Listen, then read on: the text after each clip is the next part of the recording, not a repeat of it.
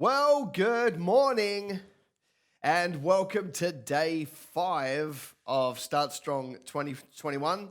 Hey, props to you for joining me each morning. Just want to take a moment and say thank you and well done. It's a big effort. So remembering that we're trying to bounce here between working on you and working on your business. And so, we're doing some really practical mornings like we did the other day with the numbers. We're doing some stuff on you like we did yesterday. Today, we're going back to practical business tactics because I find that we need to balance the two. It cannot be one or t'other. We actually need both of these things happening in the business simultaneously for you to have your best year ever. You may also have noted that yesterday's recording hasn't gone out yet. We have it. It'll go out as soon as we're finished here. So you'll actually get two today. You'll get yesterday's recording and you'll get today's recording a little bit later. So, what are we going to talk about on day 5? And remembering there is a day 6 and there is a day 7. Yes, we're doing these over Saturday and Sunday. Why? Takes time to build a new discipline. It takes time to get momentum. And so we will be going tomorrow morning and Sunday morning at the same time with the same link. All right. I want to talk to you this morning about one of my favorite topics, and that is sales. Sales. Interestingly, though, because I'm thinking here we are, start of 2021. We want to make it your best year ever. You've got to come out of the blocks as fast as you can. Sales is an area that really matters in business, and yet most people don't value. But actually, unless you can actually turn a customer into a dollar, it doesn't matter what brand you've got, what reach you've got, how cool you are, how beautiful your logo is, how wonderful your systems are. You could have the best team in the world, the best R&D, the best follow-up service, the latest CRM, and none of it matters. None of it is at all relevant if you cannot turn a prospect into a dollar. And yet I see people who squirm and worry and back out of this concept called sales. So we're going to press into it. Obviously, it's a big topic. I can't do much in 15 to 20 minutes, but I'm going to put something across to you that I think really matters. And I've actually crafted something new. For those of you guys who are in my world that I get to invest in on the phone and on webinars and in meetings, this is actually going to be slightly different. It's going to be additional to what you guys have heard before because I want to make sure that it's relevant for everybody. So, why is it though? Why is it that if I was to take 100 Christians and 100 non-Christians, all things being equal, when it comes to sales, the Christians will perform worse? Why is that? It's not even a topic that we are going to try and pull apart today. It's more of a rhetorical question for you to think through to work out, is that you? And if it is you, you need to go fix it, right? Because at the end of the day, you can be a Christian and still ask for a sale. It's a legitimate thing now. It's in the new covenant. It is permissible, right? So they're not mutually exclusive. You can be a good salesperson and get paid well and still be a believer. And maybe I say that so that you can take that back to your quiet time and reconcile it, because it is okay to be a diligent, firm, intentional salesperson and still go to heaven. Okay, so as you guys know, I'm a massive believer of sales processes. We need processes and we need scripts. But on this one, we're just going to talk about processes. And depending on your business, like if you're the kind of business that gets, let's say more than 50 to 60 incoming inquiries a month, like legitimate leads. I don't mean like random phone calls. I guess I mean legitimate leads. If you get more than 50 to 60, then this strategy might need to be modified. Most of you probably fall under that category. I'm a really big fan when it comes to sales of having a visual board in front of you, that's physical, that stares at you every single day. It's basically an asset that is in front of you so much that you can't deny it, that you have to do something with it, and then of course you get a better sales conversion rate. So we're talking here about basically building a board, and if it can't be a board because you get, hundreds of leads a month, then you probably have to move to a software. But if you move to a software, can I suggest that you create a dashboard on your software and put it on a large plasma somewhere in the business where you can actually see how many leads, how many have converted, how many haven't. Like, you need to have a reminder, right, in your business that is keeping the most important thing front of mind in your business, all right? In fact, if you've ever been to a Domino's pizza bar, they actually have a TV in every single shop that lets them know in real time how they're comparing to all the other stores. If they're 10 seconds behind on their average output, it puts them in red. If they get, then it goes to green if they're performing better. Like, there's this constant race to do, and it's a real-time dashboard that lets them know the most important data and makes them better. It's the same thing. If you need to do that for sales, then do that for sales, all right? So we basically get a board like this, and we mark it up, and what happens is, right, simple process. You put the name of the person that is the prospect down the left, and you put all the steps of your sales process through here, right? So use step 1, and most of you are probably going to have somewhere between, you should have somewhere between 8 and 20 steps in your sales process, okay?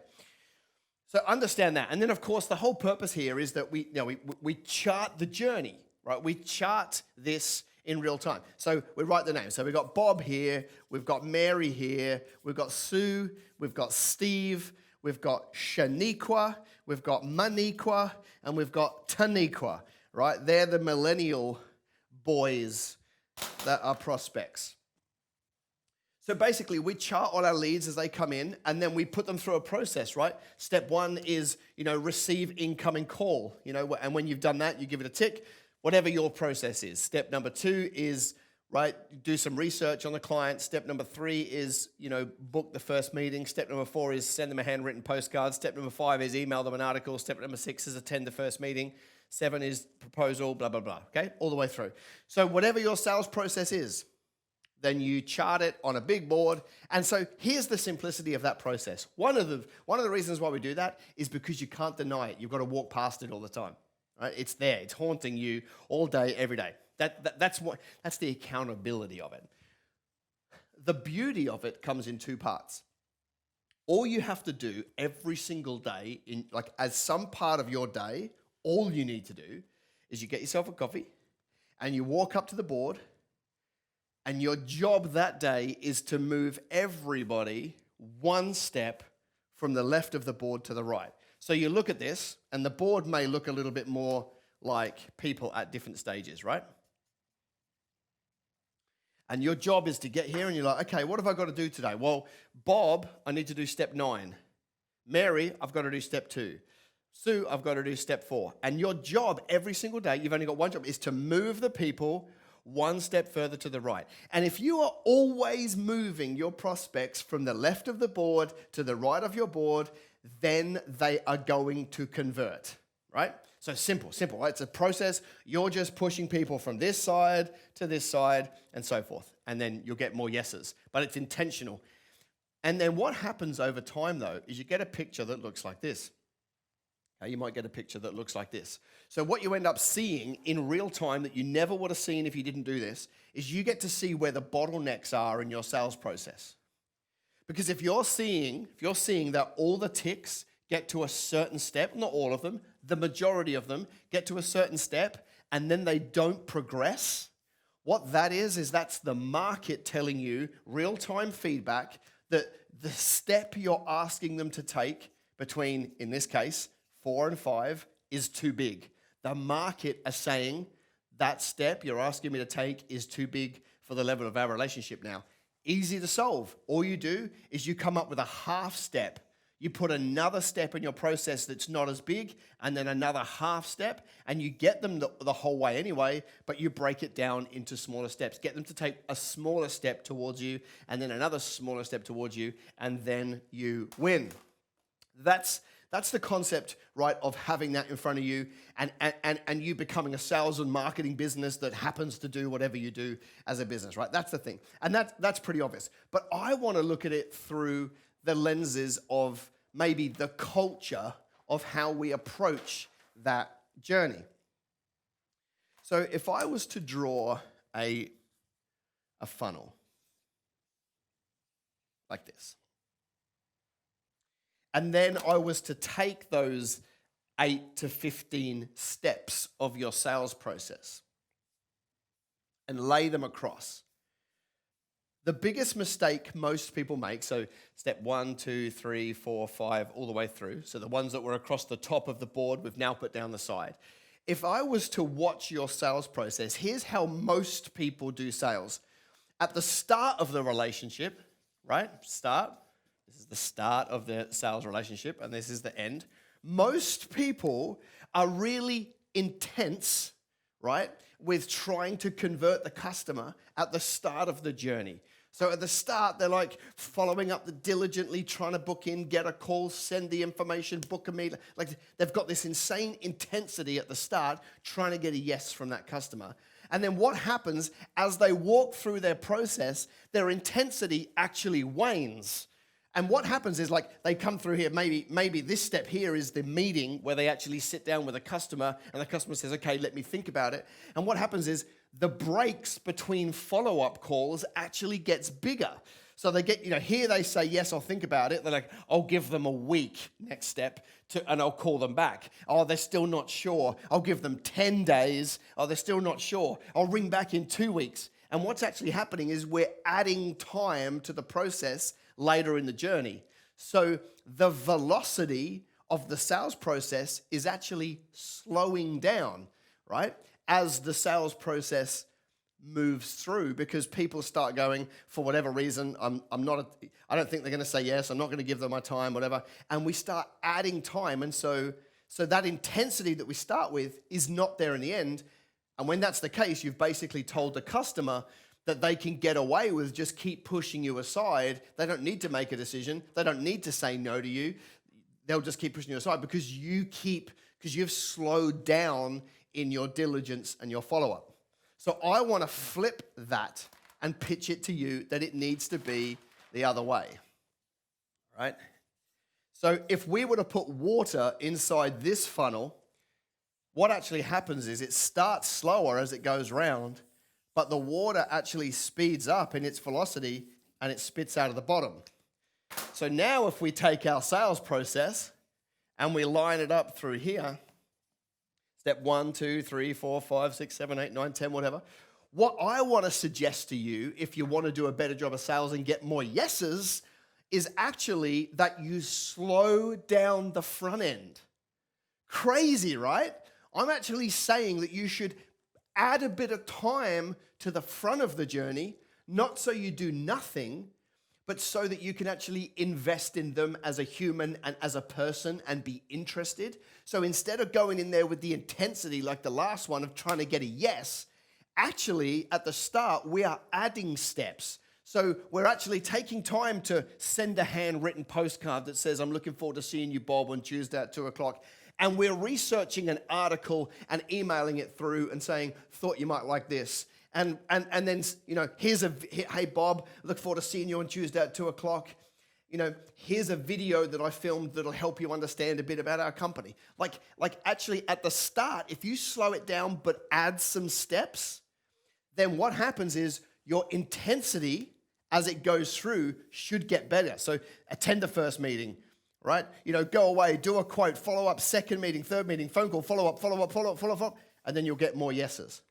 So I'm going to say to you that in this model, the intensity comes at the end to the point where if they're saying maybe, your phone calls get faster and quicker. You go from calling every third day to every second day to every day, and the intensity and the velocity is what will get more yeses. It's the opposite to what most people do. Most people are adding time at the end. I'm suggesting adding time and steps at the start to build relationship and build rapport and build intensity and velocity at the end to get more people to say yes. You may be sitting there now thinking, I can't call my prospects every single day. Yes, you can. It's a no now. If they're saying I need to think about it, it's actually a no now. They're not buying. So you may as well show them that you're diligent and you can follow up and you put in the discretionary effort and you want their work. That's going to get more yeses than, I'll just give them another 10 days to completely forget about me. All right? So we've got to flip the way we do it and actually put it through a funnel that increases intensity as time goes on. So, one of the things in terms of culture that I would love you to understand is you need to be obsessed with the yes. Obsessed with the yes. Most people are not. Most people are, well, they can take me or leave me. If you know what? If God called me to business, if it's His will, it's His bill. I'm sure you've heard it all too. It's madness. It's madness. You need to get out there. You need to work hard. You need to learn, step up, play the game, produce the results. And this is what we're talking about here. Become obsessed with the yes. Don't let people get away with giving you half answers. You know, like if you're a salesperson, you're a salesperson. Your job is to get them to a yes. Obsessed with the yes. By the way, they can always say no, and people will say no. The way I look at it is this. Out of all the leads you're ever going to get, there was a portion that you were always going to get. It didn't matter what your process was like. It didn't matter what your product was like. Literally, they were always going to buy from you. Now, I don't know what that number is. Let's say out of 100 leads, it's 22, right? That were like literally, they'd already seen you. They've made their mind up. They just want to buy from you, 22. Then there's a group on the other end who were never, ever buying from you. Doesn't matter what your product looks like, doesn't matter what your sales process, it doesn't matter what it is, they were never, ever, ever buying from you, right? Let's say that's another 22, right? So now we got 44, which means we've got 56 others. Well, it's those 56 that you have the ability to lead, change, educate, and get to a yes. And that's the group that this process will get more yeses than nos. So be obsessed. Get them to a yes, be super diligent, lots of follow-up. When they say, I need a week to think about it, you call them the next day and you say, hey, I just had a thought about the quote that I sent through yesterday. I just wanted to run something by you. Are you ready to make a decision yet? No, I'm not. I need more time. Great. Next day, hey, I was just driving by. Can I drop in some donuts? Next day, like, if you act like that, you'll get more yeses. Don't worry about trying to look, I'm scared I'm going to look desperate. You are desperate. They haven't said yes yet. You are desperate. So then just get them to a yes, and your business will be better. All right. Gang, bit of energy up in the sales process this morning. Do me a favor. What was the top thing that popped for you on this call today? I want you to put it, please, in the question box. Yes, I do actually read them. I do actually read them. They're all here. When we finish, I normally sit in this seat and I sit there and I read them all because I can get a read on what's popping and where you're at and what you're liking and how you're feeling and what words you use. And it's good for me to see that stuff. All right, very good. What do we got here? It's physics. Yep. It is physics. Maybe helps nobody. Be obsessed. Be obsessed. Switching the intensity. Good. I need to flip it. Slow intensity at the start. Good. Increase intensity at the end. Good. The sales board in the office. Good. I had a really high pressure sales guy here the other day. It really turned me off. That's okay. That was you as a buyer. I'm interested in you as a seller. Thanks, Wes. That was great. Reverse the process. Get them to a yes. Be obsessed with the yes. It was the bottleneck. Awesome. More steps, flip the funnel. I love the push from you. Just accept that I'm desperate. Awesome. It's okay to look desperate. Yeah. Well, you don't have to look desperate. You don't have to look desperate, but you can be desperate. Being desperate and looking desperate to me are two different things. Get faster towards the end. Upend the velocity. Very, very good. And about 100 other comments, which is amazing. Well, guys, that's a shot in the arm for you. What do you do from here? Go and get a board. If you can't afford a board, go and get a big bit of, butcher's paper and draw it all up. And if you can't afford that, then, well, I don't know what else you're going to do. Just start writing on the wall, and then when you make some money, repaint over it later. Whatever you need to do, but you need to start charting sales, adding steps, and being far more intentional with getting a yes. Hey, tomorrow morning, just because it's a weekend, none of this sleep-in rubbish, all right? Like Gordon Gekko said, I think, money doesn't sleep, business doesn't sleep, assignment doesn't sleep. Go to bed early, get up early, join me tomorrow morning. I've got a cracker of a topic to cover with you tomorrow. Have a good day.